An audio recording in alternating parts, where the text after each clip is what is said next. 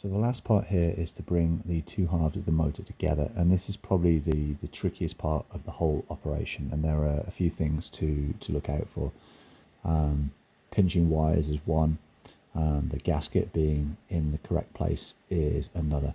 These are the pins, the alignment pins, and you need to make sure that these are in the right place. So they look like this. So one goes in this part here, and there's another one over here as well, and you need to make sure they're in well.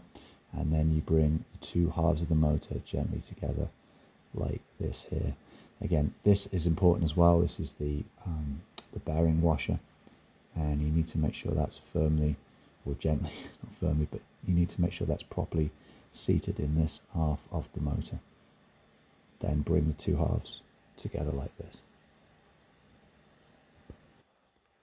At this point you want to lift the motor up and gently make sure that there are no wires that are going to get pinched in any of the parts, and you can just use your finger to gently maneuver things into the right position to close the motor up. If you do run into issues when putting the two halves together, it can be that some of the gears have come slightly out from the main motor unit. So Mike is reseating these bearings in the bottom of the motor and making sure they're firmly pressed in so the two halves can close neatly together. So that's the first gear firmly in, and then the second gear is now put back into place. So just push down to seat those bearings firmly in the motor casing.